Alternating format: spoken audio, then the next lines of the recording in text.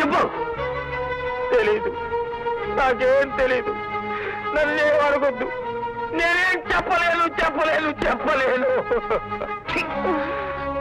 ఇప్పటికే చాలా ఆలస్యమైంది. చేయాల్సిందేదో చేయాలిగా. కానివ్వండి. నా కస్తూరిని ఎవరు ముట్టుకోవద్దు. అందరూ వెళ్ళి బాబు. ఊరుకో బాబు. మీరేం చెప్పద్దు. ఎవరైనా దగ్గరికి వచ్చారో చంపేస్తాను. తాళి పట్టి ఎలాగూ కట్టలేదు. కనీసం తలకరుమైన పట్టినమంటే.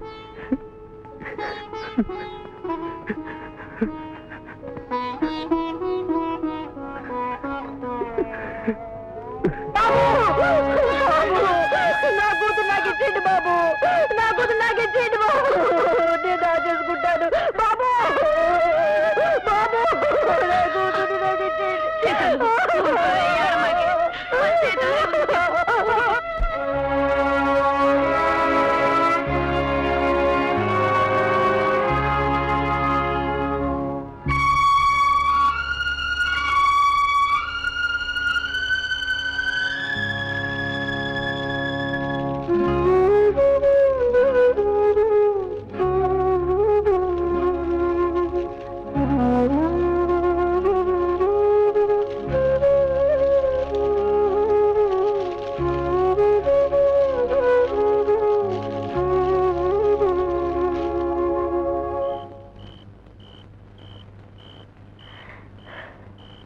కన్నది ఎలాగపోయింది. సరిగ్గా తినకుండా ఎవరితో మాట్లాడకుండా ఎంతకాలం ఇలా. నువ్వు కూడా దూరం అయితేనే బతకలేదు. ఇదిగో ఇది తాగు. ఇది తాగితే బాధలన్నీ మర్చిపోవచ్చు అనేవాడివిగా. నేనే వద్దు అనేదాన్ని. ఇప్పుడు నేనే ఇస్తున్నాను. తాగు. వద్దు సీతాలు, వద్దు. ఒక్కసారి నన్ను క్షమించాను అను చాలు. తాగి నీ పేగు తెంచుకు పుట్టిన దాన్ని చంపేశాను. ఇంకా తాగి నీ మెడలో కట్టిన తాళి బొట్టును తెంపేలేనే. ఒక్కసారి నీ బొడిలో పడుకుని సంటి పిల్లల ఏడుతుంటే నన్ను ఓదార్చు. అప్పుడే నేను తిండి తింటాను. అప్పుడే నేను బతుకుతాను. ఒక్కసారి నన్ను క్షమించాను సీతాలు.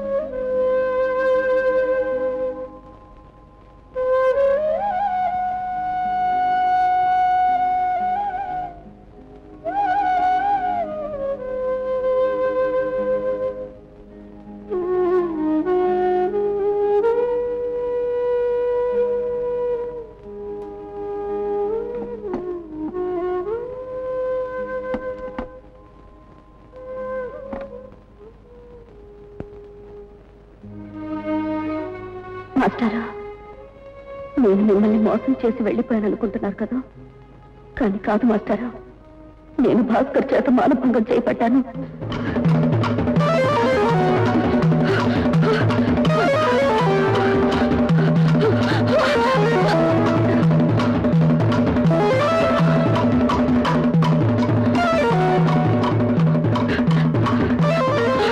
జీవితాంతం మీతోనే నడుస్తాను అన్న నేను మధ్యలోనే వెళ్ళిపోవడానికి కారణం నేను అపవిత్రమైపోయాను మాస్టారు.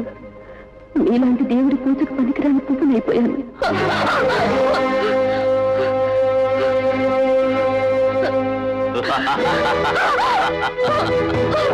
అంటే అపవిత్రమైన పువ్వును అంగీకరించే శక్తి మీకున్నా అంకితం అయ్యేటంత గొప్పతనం నాకు లేదు. నన్ను క్షమించండి. వచ్చే జన్మంటూ ఉంటే పవిత్రంగానే పుట్టి మిమ్మల్ని పవిత్రంగానే చేరుకుంటాను. ఇలా మాస్టారు.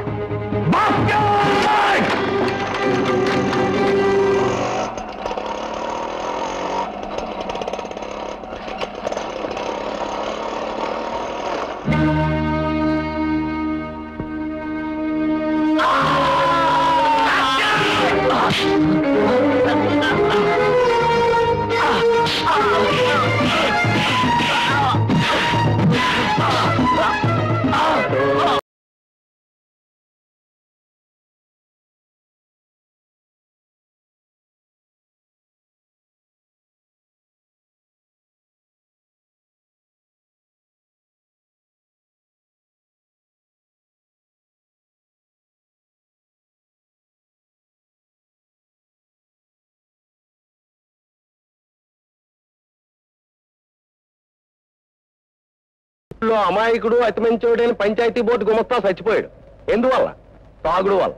అమాయకంగా ముద్దులు మూటగట్టే ఈ మనవడు ప్రాణాలు గాలిలో గెలిచిపోయాయి. ఎందువల్ల? ఈ తాగుడు వల్ల. ఓ కన్నెపిల్ల శీలం ప్రాణం కూడా నాశనం అయిపోయింది. ఎందువల్ల? ఈ తాగుడు వల్ల. అనగా ఈ ఊరు పెద్దలందరూ స్టేట్మెంట్ ఏంటంటే, మన ఊరు గాంధీబాబు గారి స్టేట్మెంట్ ప్రకారం ప్లస్ నా స్టేట్మెంట్ ప్రకారం ఈ ఊళ్ళో సారా కొట్టి ఎత్తించేయాలని, ఈ విషయం ఆ వడ్డీ కాసుల వరాలరావుతో ఈయన చేత చెప్పించాలని మన ఊరందరూ ప్రజలు నిర్ణయం. ఇది నా స్టేట్మెంట్. ఇది ఎదురుపాట ప్రజల నిర్ణయం. అర్థమైంది కదూ? అర్థమైందండి, బాగా అర్థమైందండి. పరంధామయ్య గారు, మీరు ఈ ఊరికి పెద్ద మనిషి అని తెలుసు. మీ మాటకి ఈ ఊళ్ళో ఎవరు ఎదురు చెప్పరని తెలుసు. మీరు కాదన్నాక నేను ఈ ఊళ్ళో సారా కొట్టు నడపలేని సంగతి నాకు తెలుసు. ఏంటో ఏలుకోవడానికి రాజ్యాలు కరువైనా వ్యాపారం చేసుకోవడానికి ఊళ్ళు కరువు కాదండి. ఒక సంగతి చెప్పనా, ఎబిసారం ఉన్న చోటకి ఇటులు వస్తారు, బెల్లం ఉన్న చోటకి చీమలు వస్తాయి, సారా కొట్టు ఉన్న చోట తాగేవాళ్ళు వస్తారంటే ఇదే ఊరికి ఎదురుగా సరిహద్దుల్లో కొత్త సారా కొట్టు పెట్టి ఈ ఊరి ప్రజల్ని అట్రాక్ట్ చేసుకోకపోతే నా పేరు వడ్డీల వరహాలరావే కాదు. ఇదే నా ప్రతిజ్ఞ. మళ్ళీ ఈ దేశంలో కట్టే డ్యాములు గాని, ప్రాజెక్టులు గాని, లాండ్రీ షాపులు గాని, బార్బర్ షాపులు గాని, ఆఖరికి ఆడాళ్ళ మరుగుదొడ్లు గాని ప్రారంభోత్సవం చేసే లెవెల్ నీకు లేదు. ఆ అవకాశం నీకు రాదు.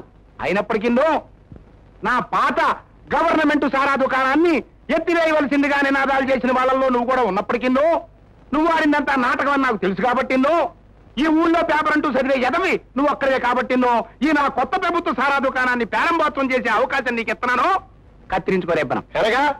ఇది ఎన్నాళ్ళ నుంచో నేను కంటున్న కల గనక ఇప్పుడు ఆయన చెప్పిన దాంట్లో ఏది ప్రారంభోత్సవం చేసే అవకాశం నాకు రాలేదు కనుక, ఇప్పుడు ఈ అవకాశం నాకు ఇచ్చారు కనుక ఈ సారా కొట్టు 3 గ్లాసులు 6 సీసాలతో ప్రతిరోజు కలకల్లాడుతూ ఉండాలని కోరుకుంటూ ఇది ప్రారంభోత్సవం చేస్తున్నాను.